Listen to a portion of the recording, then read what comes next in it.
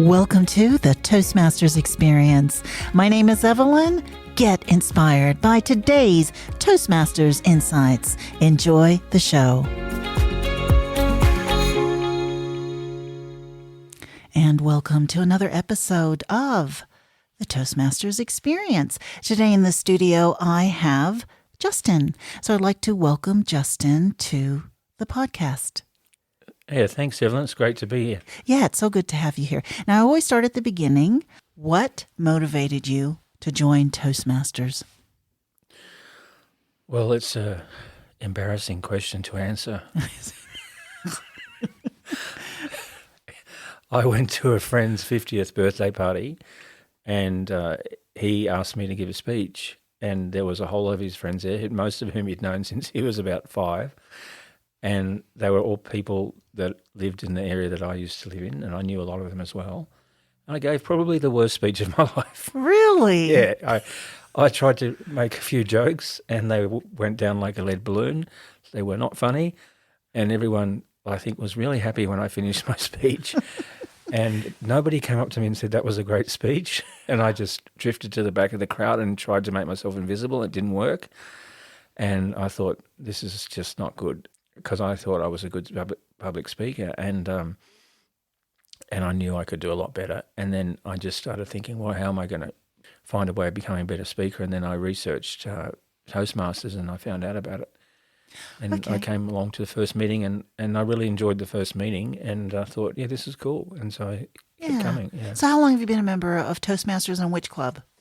Blue Mountains Club, I think about probably 5 or 6 years. Okay. Yeah. And when you delivered your first speech, how was that experience for you at a Toastmasters meeting?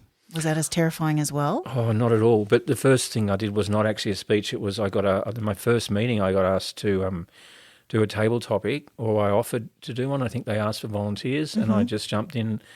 I don't even know if you remember it, but it was actually really good what I did, and it was also, I tried to tell a joke, and that time the joke worked. And yeah, like in retrospect, I don't even think I could do a much better table topic now than I did that night, and it was my first meeting. Maybe the longer that you're in, you're more aware of evaluation and being judged. Not that you're being judged, You're but overthinking. you're overthinking it. Yeah, and when yeah. you're new, you just go for it. So I know that you're a lawyer. So how has Toastmasters helped you in your professional life? Well, that's one of the other reasons that I wanted to do it, because I wasn't really doing court work anymore, and I just enjoy public speaking. So it was a way to sort of scratch that itch, really, to do some speaking. But it's helped me a few times when I've been in court, although to be honest with you, it's still very nerve-wracking going into court, especially when you're dealing with an area or a difficult thing that you haven't got experience with. But I think it's definitely helped with that. But it's not just so much going to court, it's just doing other things, like when you get asked to talk about something. It could even be a client, or it could be, I've done public speaking in legal work that's not in court. Look, it's just helped in so many ways. Every time I get up to speak, it's like, I don't want to sound immodest, but I do think that I've got a natural ability to speak in public, but it's just so good to have all these other added muscles that you've got, this sort of muscle memory that you have of thinking of all the times in Toastmasters when you've spoken, and now you add that to a sort of natural gift. It just makes it so much better. Do you have a favorite speech topic or type of speech that you like to deliver, like humorous or? I used to favour humour, but life hasn't rolled exactly the way I want in the last few years, so that's sort of fallen by the wayside. But now I get inspired by inspiring people, and because I've become just through life circumstances, I've become a lot more reflective over the last few years, and so that's become quite a favourite topic. I'd like to go back to doing humorous speeches again, but I've got to rediscover my funny bone, I think. What is your favorite role to do during a meeting? Like, Toastmaster or Table Topics Master? Speaking. Speaking. Yeah, just doing a speech. Yep. Yeah, doing a speech. Yeah, I've had some people in here who actually like to evaluate. Yeah. So yeah. But I you do like enjoy evaluating, although sometimes I'm a little bit harsh. Nobody in here would know anything about that, but no, I do like doing evaluations. I like to critically listen to people and just sort of look at what's missing or what I see their potential is. But honestly, my hand on my heart, my favourite thing is just to just do a speech. To do a speech. And how do you prepare? Well, sometimes I often leave it to the last minute because I'm just really busy. The optimal preparation for me would be to have a few days, to start a few days ahead at least, and then to research the topic, do a mind map type thing. I'm working with a speech map that I got from Adam, which is a good structure, and then to write it out, and then to optimally to type it out, and to know that amount of words is going to, like, I work on I think it's 100 words per minute of speaking. So if I've got a 6-minute speech, I'd probably put 500 words because I know there's going to be filler things that happen. Yep. And then once again, optimally, I would like to go practice a speech numerous times whilst recording it on my phone and see how like the best speeches I've ever done have been where I've literally tape recorded myself and played it back. And and sometimes the first few times I listen to myself, I'm like, that really sucks. But having said that, I've done quite a lot of other talks which have just been almost impromptu and almost like a table topic, and they've still worked out well. So sometimes, luck is running your way, and other times it isn't. Yeah. You just have to, I think you just have to do it. And that's what I admire about you, Justin, is you just deliver the speech. You don't have much time, but you always put your hand up, which is great. Because sometimes people are so afraid to give a speech, but you just do it, which is fantastic. I think that's because I think that, in all seriousness, the only way to get better is just to keep throwing yourself at it, and just, you can't. And also, on that point, I saw, I think I might have said this to you before, but I saw this documentary. It used to be on Netflix. It might still be there. It's about Jerry Seinfeld, and I think he's really good. I mean, at the end of the day, he's, especially when he does his stand-up, he's basically public speaking. And you look at the way he worked in the early years, and it's really worth watching, and I think I've recommended it before, but they compare him to another guy, and the other guy comes off so badly because he just had this entitlement attitude. He thought, I'm funny, I can just, I only have to do a few speeches and I'll eventually be making, a fortune, and I'll be famous. And whereas Seinfeld was already established and already funnier than this other guy, but he just grinds it out, and he just goes and does speech after speech, and he writes them out. He's still got all these speeches that he's written, and he just takes it really seriously. And his view was, I don't care who if I'm already famous or I've got a great reputation, he just goes out there and he just goes and does stand-up comedy. It could be in, some random town in the middle of nowhere or in New York or whatever. He just knows that he has to practice and just keep doing it. And when I saw that documentary on Netflix, I thought, well, if Seinfeld does that, who am I to try to think that anything else is going to work? Yeah, I think that's so true. You do have to keep practicing because you lose it. Like you said, it's the muscle memory. What is something in Toastmasters that has actually surprised you, like being a member? What has surprised you about the organization? I love that question because I love the fact that I think it was, as I said before, I've been in it about 5 or 6 years, but only last year I actually realised how, for want of a better word, how beautiful Toastmasters is, because it's sort of like an old-fashioned, I think it's like an old-fashioned sort of English philosophers club or something, like you can imagine these sort of, like at Oxford University or something sort of Harry Potterish, where these people just come together and they have these great philosophical discussions, and I just love that fact that still exists in our society, which seems to be so inhumane now. We're all just on screens and doing things technically and everything, and then there's this institution called Toastmasters where people can just get up. And the second part of that, which is totally related, is I love the fact that we discover what people's stories are about their lives. And usually you don't discover what somebody's life is about unless you become a friend of theirs or you spend a lot of time with them. But here,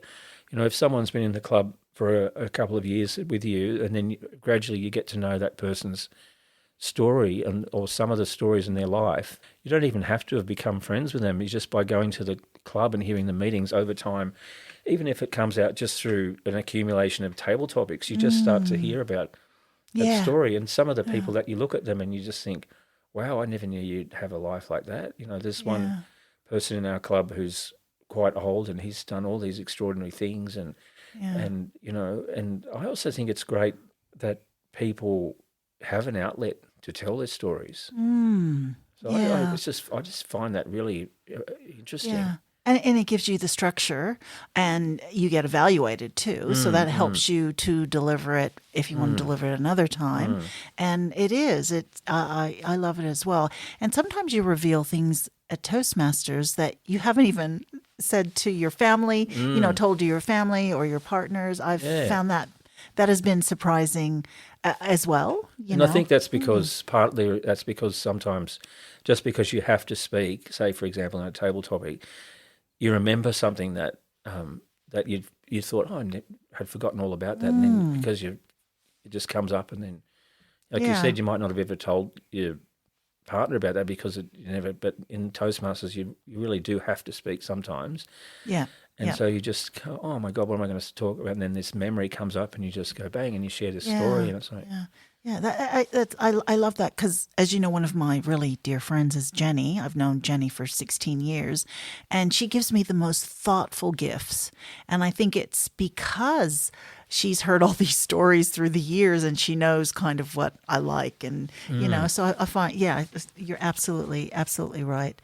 Now, is there any sort of unique or creative speech technique that you've learned through Toastmasters, or something interesting you've learned?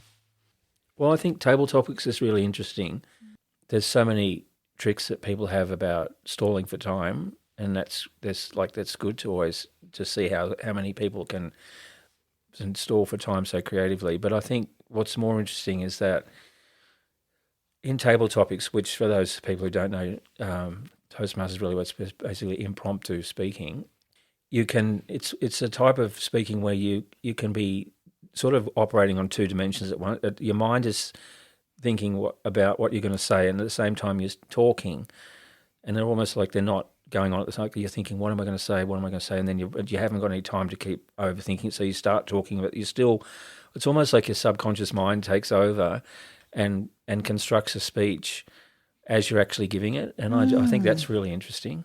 But I also think the one thing that there's a friend in the club, Adam, who's gave me a toast, an outline. I can't remember what it's called, but it's an outline of how to write a speech. Have you got that from Adam?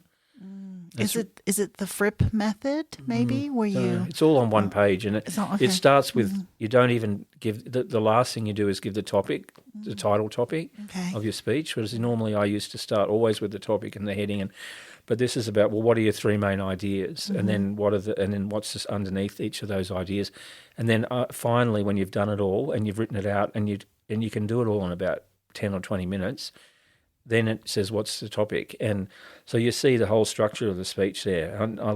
I just like that because it's quite strategic and methodical, and it also gets you past that sort of writer's block that you sometimes might have. You think, I want to talk about X, Y, Z, but where do I start? And you sit there for a day just trying to figure it out, what you want to talk about. So how do you stay motivated to continue improving your public speaking? I mean, I've been saying this to myself for a long time, and I need to action it, but I've been a bit busy the last couple of years. But one of my goals is I'd like to make money from public speaking. Yeah. Not so much because of the money, but because of the fact that I want to be good enough to be able to go out and be a speaker, even if it's just a side thing. So that's been a goal of mine for a few years. And I want to also discover what is it that I would be known for speaking about if I was going to make money from public speaking? Would it be motivation? Would it be humour? Unlikely. Would it be whatever? So I just want to sort of, as I said before, keep speaking in order to discover what is it the topic, what do I really like speaking about, or what have I got a gift of speaking about? What is it when I speak that I can see everyone's totally captivated and in the moment? I remember one night I think it was last year, I gave a speech, and it was about to be honest, it was a prayer, but I said it was a meditation because I didn't want to trigger people by saying prayer. But But I remember doing it and I was like, my gosh, everybody's actually really in the moment here doing it. And I thought, wow, this is really amazing. It's amazing to be able to, it's like not the speaking itself is the end, but the result that you create. How can I take people into another place when I speak? Not manipulating them, but Yeah, just yeah, generally giving people some valuable experience that yeah. they really love, and I think I can do that, Yeah. and I really, so there's this motivation to be able to really, and also just to help people with the things that I talk about or the ideas that I put out there, they actually can Yeah. be Yeah. life changing in a way. Yeah. I mean, sometimes you don't know exactly what that message is. So Yeah, you're yeah, right. If you just keep speaking and see how you affect people when yeah, you yeah. speak, I understand because like some people, like you were talking about, cannot give humorous speeches, but some people are able to give really vulnerable speeches, which you're able to deliver. Are you And implying that I can't give you a speech? you just said that yourself earlier. But no, I used to be. yeah, but you know, it's yeah, I mean, some people you don't know what you're good at until you try it. Yeah, exactly. So Yeah. that's what I think Toastmasters is, a gift in that way. You don't know what you don't know. You know what I mean? Yeah, yeah, yeah, yeah. If that makes sense. So what does communication mean to you? It means a lot. It means a hell of a lot because through various life circumstances, I've realised how incredibly important communication is, and how if you don't communicate well, for example, something that I used to do a lot, and I still fall into the habit of it, is just thinking that, my way is the right way, or taking over a conversation, shutting down the other person without realizing it, not letting someone else, not listening, and they're just generally not being respectful in communication. And over the last few years, particularly, I've learnt that I think it's just my theory, but I think it's true that people are a lot more fragile than we think. And I realise as I get older how fragile a human being is, and one of the best ways to respect another human being is to be able to communicate well and respectfully, and not think that I know more than the other person, or that they should just listen to me. I mean, I can't believe how arrogant I used to be in the way I communicated, and so egotistical, and so I've now learned that. And also I've learned that, coming back to that point about frailty, that to be able to communicate from the heart is really, and you don't see that very often. There's a lot more. That's one other thing I've learned from Toastmasters. There's a lot more to giving a good speech than you think. I mean, I'm not trying to boast, but I've now almost got to the subconscious level of being able to know when, like, the timing of my speeches should end. Like last week, I did a 7-minute speech and a 2-minute table topic, and both of them finished within 2 seconds of the time I was supposed to finish, and I wasn't even aware that I was doing that. That's how good I've become at judging the time. And that's just one aspect of a speech. So you've got to be aware of the time, you've got to be aware of your topic, you've got to be aware of your interaction with the audience, you've got to be aware of, telling a good story. There's so many things that are going on at the same time, but over doing more and more speaking, it just becomes, like I said, becomes natural. subconscious skill. Like I said, muscle memory. It's just like, riding a bike. You just get better and better at it. So what do you love the most about Toastmasters? Okay, well, apart from actually speaking, I love just the building the relationships with. Because when I moved up to the Blue Mountains, which was for a business opportunity, I didn't know anybody up here, and I still don't know many people up here apart from the people in Toastmasters, which doesn't say much about my social skills. But anyway, no, but I've just been busy and just isolated and working at home, and we've had COVID. But the thing is, I have made some really good friends through Toastmasters. One of them I go bushwalking with every week. I mean, you're a friend. I've got people I have coffees with. I've been supported really, really well by a couple of other people through some hard times since I come up here. And I just find the people in Toastmasters generally to be great people. People, because it'll get up and go people, and intelligent people, and kind people, nice people. So yeah, and just that sense of getting into a community that where you didn't know anybody has been great. Yeah, I agree with you too. It is a great community. Has there been a memorable moment or achievement that you've had in Toastmasters that you're kind of proud of? Well, I won the next level up from our club. I didn't win. I came a second in a humorous speech competition at the next level up. I won our club humorous speech competition. I still think that speech I gave was really funny about high-vis vests and how ubiquitous they've become. Yeah, Are you wearing one at the moment? yeah, kind of. But but yeah, I mean, I've got to say that I can't forget when I went in the humorous speech competition at the next level. I don't know what's that called. Area, yeah. That the woman who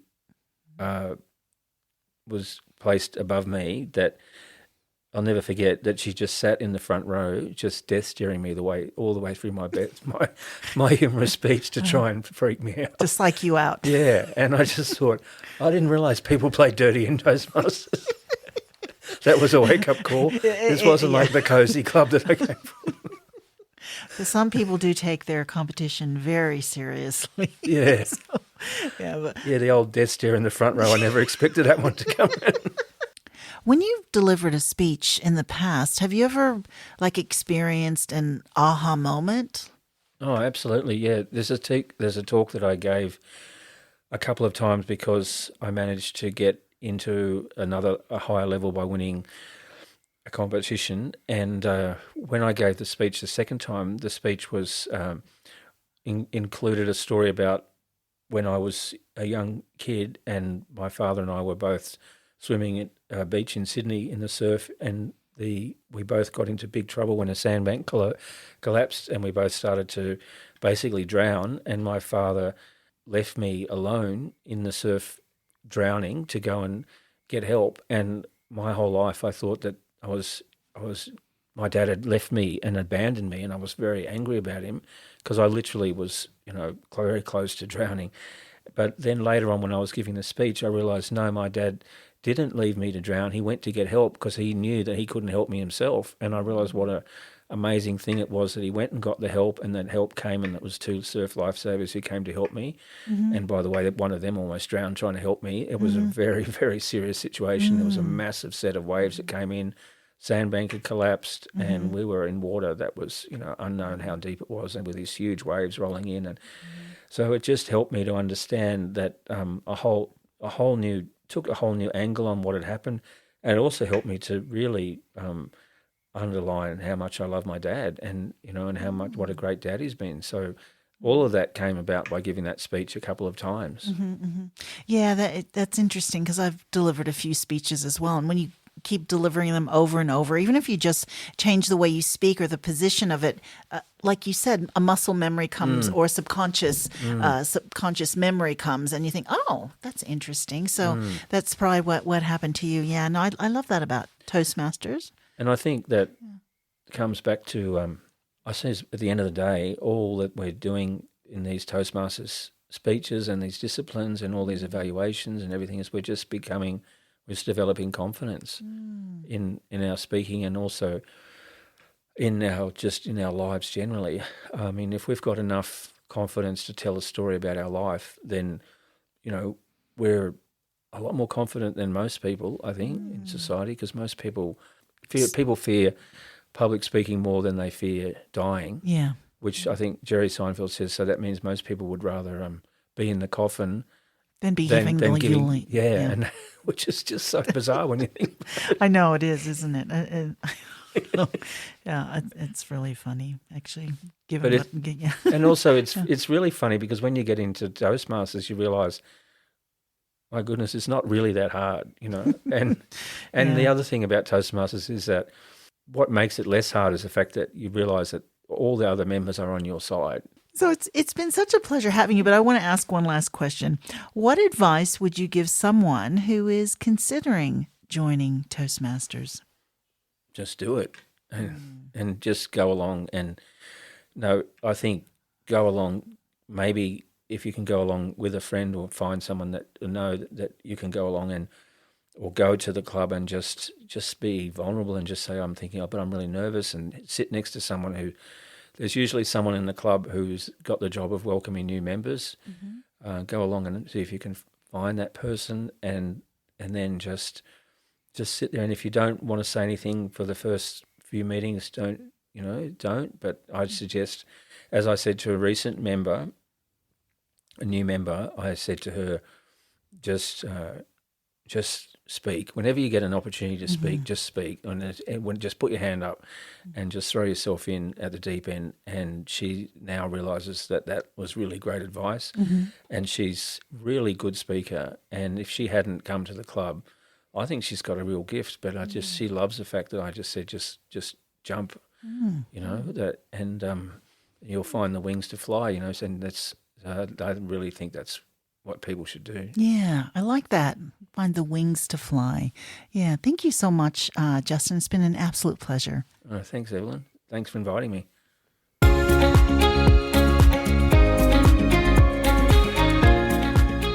Thank you so much for your company. Please tune in next time to the Toastmasters Experience.